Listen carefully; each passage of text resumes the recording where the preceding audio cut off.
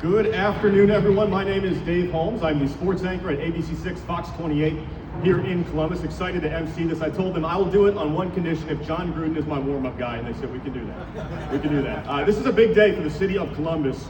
And it's a big day for the United Football League as well, because I think this is a relationship in which both sides are going to benefit. I grew up in Stark County, Ohio. I lived in Ohio for 42 of my 43 years.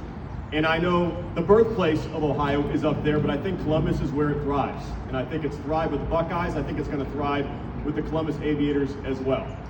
We have a lot of people who want to speak today, some distinguished guests. I do want to start, though, with the man who has nearly a quarter century of football expertise on his resume. He is a football man through and through, and now he is the president and CEO of the United Football League. Please welcome to the stage, Russ Brandon.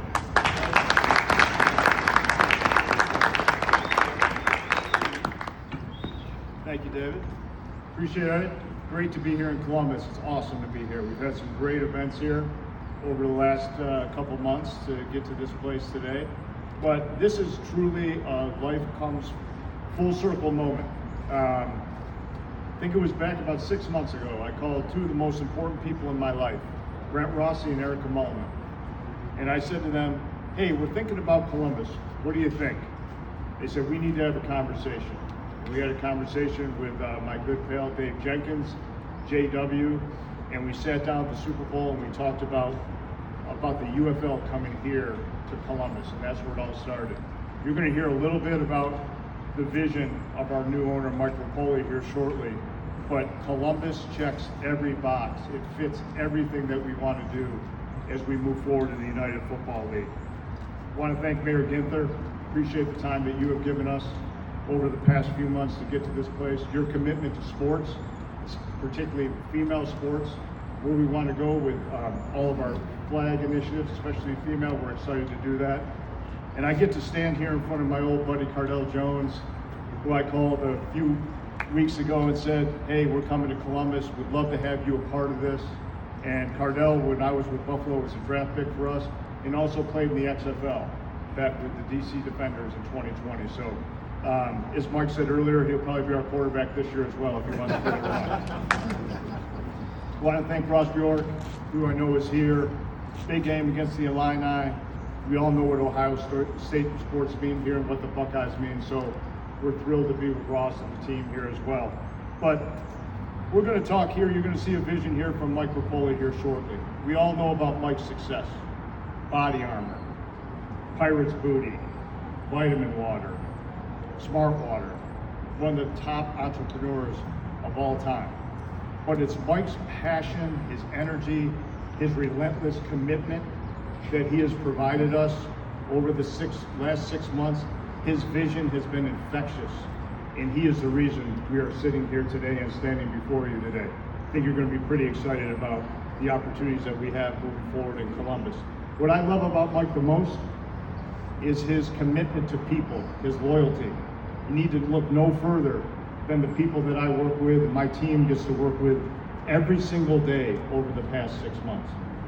Matt DeZamba, Eric Berniker, Eric Santangelo, Lebo, and our good buddy Brian Camus, who can't be with us here today.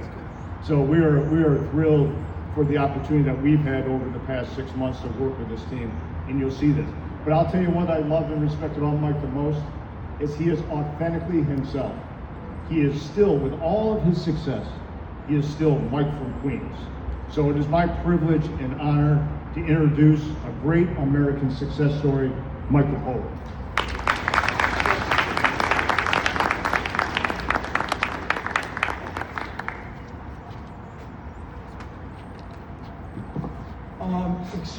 Extremely excited to be here today.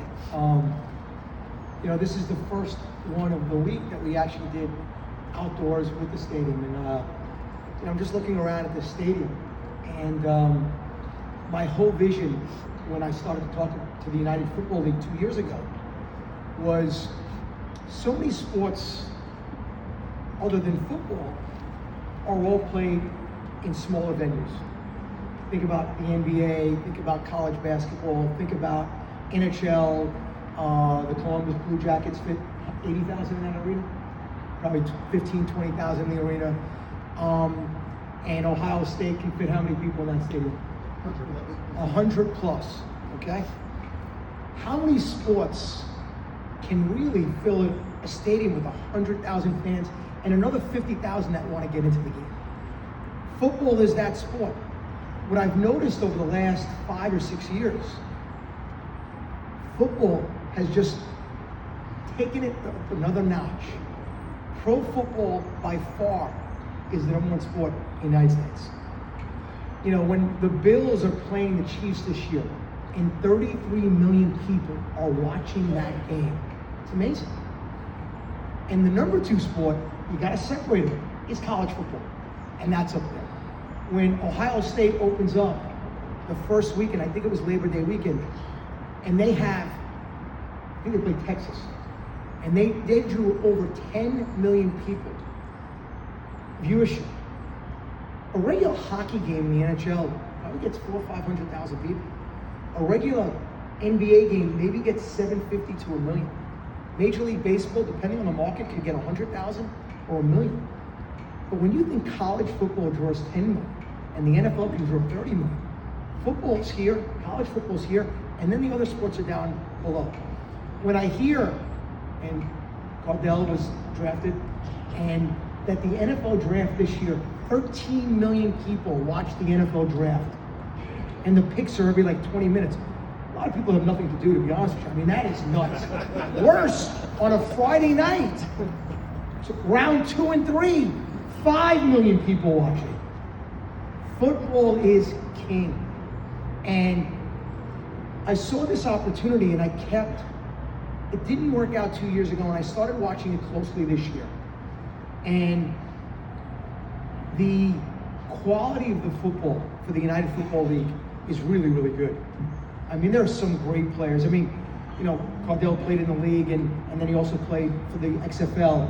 You know, the difference between the number 30 player on the NFL team or number 75 is probably this close. Sometimes it's not even about being 30 or 75. It's about the right coach or the right offensive coordinator or the right defensive coordinator, or just something that the need that you can fill works for those teams, but not the team that you're picked by. You know, I'm good friends with Tom Brady. Pretty good quarterback, right, Cardell? Yeah. Decent. At the end of the day, he's won 7 Super Bowls, but he was drafted by the New England Patriots. I joke with Tom all the time. Tom, what would have happened with your career if the Jets drafted you? What would have happened? And my joke is, you'd be working at Morgan Stanley right now. You know, like, you don't know. You know, because he was put into a place where he got to sit behind a veteran like Bledsoe, develop a little bit, got his break, got in there, and then the rest was history. The one thing I see a need for more than anything right now is that as the United Football League and football becomes king, how can we help develop players to get to that next level? You know, if you're in the NBA, you can go play in Europe, you can go play in the G League. If you're in minor league baseball, there's a minor league baseball team near the Columbus Clippers, and then you can move up to get into the major leagues. It's very tough here. So, and now what you guys have seen with Ohio State, congratulations, national champion last year, correct? Okay, and this year also.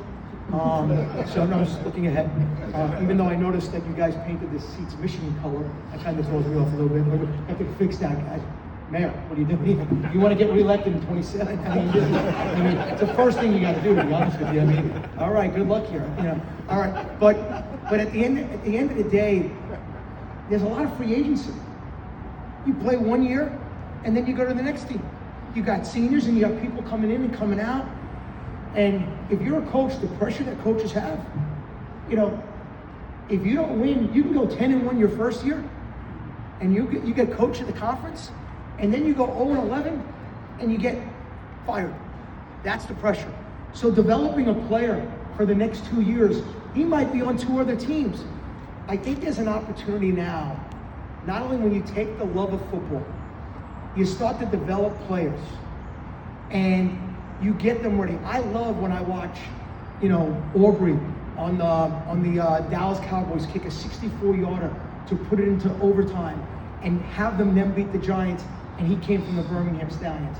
I love when I watch Bates, I don't know if he was an All-Pro or not, on the Detroit Lions. Like, we now have to help develop this. We're not going to work in a structured relationship with the NFL, but for me, when I see the Columbus Aviators and I talk to the Columbus Aviators and I talk to the 60 players that are on this team, my goal is for me not to have them back here next year. Our goal is for them to go to the next level. In a couple of years, I want to watch the NFL and I want to see 500 players that came through the XFL. And well, no, I said XFL because that's what Russ said. And the UFL. I want to see them come out and know that they came through this either 1 year, 2 years, and 3 years. And I don't want to be harsh because I have a saying, think big, dream bigger, but if in 3 years we can't, and you can't get to the next level, then you know what, you might be 24, 25, it might be, think about coaching, think about other things, but we want to help that next generation of players. And we know the injuries in football are getting tougher and tougher, you know, and what is the advantage, in Cardell, you could probably help me, is like, do you want to be the third, fourth string quarterback? Or is it better to coming out here, playing 10 games, getting hit, throwing 50 passes a game, getting your reps in? Like, this is, you know, your practice squad, who you're going to throw to Russ? You ain't going to catch the ball. I mean, so that's what our mission is right now. And we want to bring fun, friendly, approachable, accessible, and affordable football in here. Tickets are going to be between $25 and $75. You know, playing in this stadium, you know, when I was watching these games and we were playing in these arenas, like unfortunately San Antonio and Michigan, we decided to move into different cities. They didn't have, San Antonio and Michigan are football markets, but they didn't have the venue. The venue in the stadium is as important as the market. If you get 12,000 fans in a stadium that fits 75,000, it looks like 2020 and it's a COVID game. If you get 15,000 fans in here where they fit 20,000, it's packed. And we shouldn't feel bad that you can only fit 15, 20,000 because the Columbus Blue Jackets and the New York Knicks only fit 15 or 20,000. So the goal was, how do we make arena football outdoors? And I really want to thank the city of Columbus. This stadium, Josh, do you know when this was built? 1999. How many stadiums do you think existed like this in 1999 for soccer? Zero. So in 1983, when the USFL started, they had to play in big stadiums. 1999, you guys built this first stadium of 20,000 for soccer. And these venues didn't exist until you built this first one in Columbus. Now, they're either new to the market or they're getting built.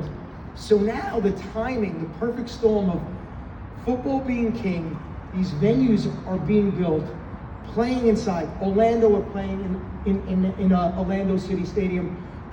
Yesterday we were in Louisville, we're playing in the Lynn Family Center, fits 15,000. We moved two teams, the Arlington Renegades, we moved them to where Dallas SC played.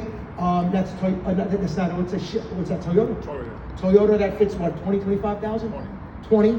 And we also moved the Houston Roughnecks, we call them the Houston Gamblers, and where did we move them? Shell Energy. How much did that fit? 22. So now, when you see 15,000 in a 75,000 arena, you're gonna see 15,000 here. And by the way, I'm looking around. That's a great seat. That's a great seat. That's a great seat. That's a great seat. Soccer is great in these arenas. Unbelievable. And you get a goal, you get the action of soccer going back and forth, but when you put football in this type stadium, you're gonna hear everything, every hit, you're gonna see everything, you're gonna feel everything. I mean, look at this. I mean, the players are gonna be right on top of the fans right on top of, I mean, this is gonna be incredible football. So, Columbus is such a special market. It's a great city. It's amazing. I'm watching it grow in sports. Ohio State national champs. I hate to say this, but one of the things the mayor told me when we talked about bringing a team here, he said, Mike, if you don't get rid of the Michigan Panthers, we're not going to come. So he's the cause of the Michigan Panthers. I just want to let you know. So everyone in Michigan, write down the mayor's name. It's Andy. I'm not going to give his last name. But you know what? Michigan didn't have the venue. I will say this. You know, there is talk that Michigan's going to build a new stadium in 2028, and if that stadium is built, I don't mind bringing the Michigan Panthers back. And I know what opening night would be. It would be Columbus at Michigan, okay? And we'll play a home and home. I actually think it should be in their new stadium, even though you guys may be back-to-back champions. We'll see. If you guys win the championship here, they'll come here. But if not, then you're gonna have to go there. So you got a lot of work to do, all right? So make sure so. But I'm excited. This is a great football market. I love watching Buckeye games. I love watching the Big Ten. I love being in the city. It's really, really special. And guys, listen, this is a new league with a new vision. And honestly, actually doing this, I get the best. Well, you guys get to look at me, so you get a good view also.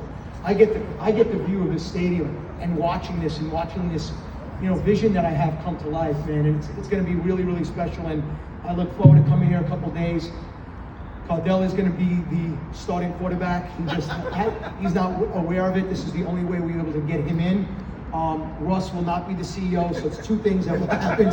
So just so you guys know, I'm going to upgrade that position. I'm going to run for mayor in 2027, so you guys know that. So there's going to be a lot of things going on in the city. This city is about to turn around and get even bigger than it is, all right? So I want to thank you guys. We're excited about Columbus. We're excited about this venue. We thank the guys. You know, if you guys didn't have the vision to build a stadium like this, the other ones, somebody had to be first. And now you have two of them. And just so you guys know, next year, Josh, I think you're going to say, the team is called the Crew? Columbus Crew, yeah. Columbus Crew next year is going to be back here, and we're going to be in the new stadium downtown. So Josh was going to make that announcement. 1 year deal, the mayor agreed. We're going to be here, and then we're going to switch back, and that's where we're going to go. But Josh, it was very nice of you and the family to do that. So this is just a 1 year deal, and we're going to be in that new stadium. They built it for us. Thank you so much, guys. We appreciate it.